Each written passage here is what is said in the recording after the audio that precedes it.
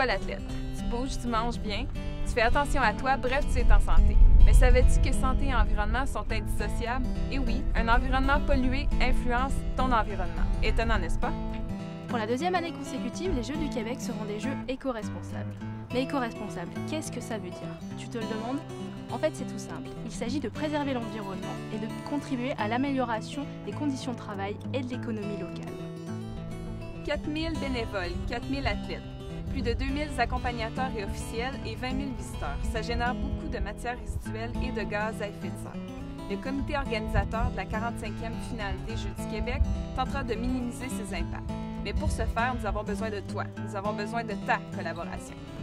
Tu pourras le faire en participant au concours 1, 2, 3 Éco. Ce concours se fera entre toutes les régions. Elles devront chaque jour poser des gestes éco-responsables qui leur permettront d'accumuler des points. La région qui aura accumulé le plus de points gagnera.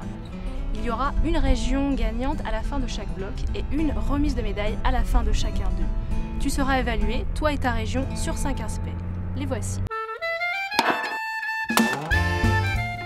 Le comité organisateur s'est donné comme objectif de détourner 70% des matières du site d'enfouissement, c'est-à-dire que 70% des matières seront compostables ou recyclables. Tu peux nous aider à y parvenir. Dans les locaux d'hébergement, les régions devront toujours veiller à bien trier leurs matières. Les déchets vont dans la poubelle et les matières recyclables dans le bac vert. Simple, non?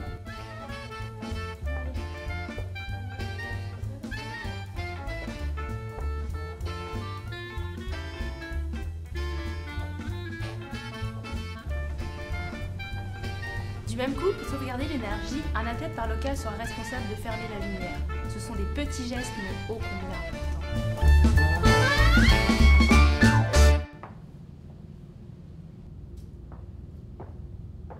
Un membre de la police verte fera le tour des locaux d'hébergement dans le but d'évaluer le tri des matières et de noter si la lumière a bien été fermée.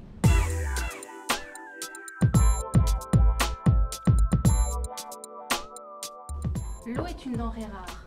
C'est pourquoi il faut la préserver. Fermes-tu l'eau lorsque tu te brosses les dents? Certaines petites actions peuvent faire une grande différence. Le 31 juillet et le 3 août prochain aura lieu le défi douche. Les régions les plus rapides gagneront le défi. Bibi, j'appelle bien que travail j'ai fait. 4 minutes 20. Afin de promouvoir le transport actif et ainsi diminuer la quantité de gaz à effet de serre émis par le transport automobile, les régions seront invitées à marcher lorsque cela est possible entre les sites et sur les sites. Nous on marche. C'est bon pour l'environnement et aussi pour la santé.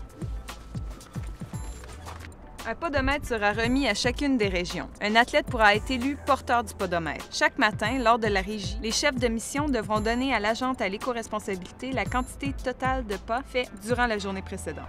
Plus de pas, plus de points. Chaque région a fait l'achat d'articles promotionnels. S'agit-il d'articles provenant de la région, de la province, du pays ou d'ailleurs? Sont-ils faits de matériaux écologiques? Sont ou seront-ils livrés en vrac? Beaucoup d'éléments influencent grandement l'environnement. Des questionnaires d'évaluation ont été remis à chacun des chefs de mission. Les régions seront évaluées selon leurs bons coups. Des points seront octroyés selon les réponses. Les régions ayant des initiatives éco-responsables gagneront des points supplémentaires. Sois imaginatif, épate-nous. Voilà, à toi de jouer. Bonne chance et surtout, merci de collaborer avec nous pour faire de la 45e finale des Jeux du Québec à Gatineau des Jeux verts.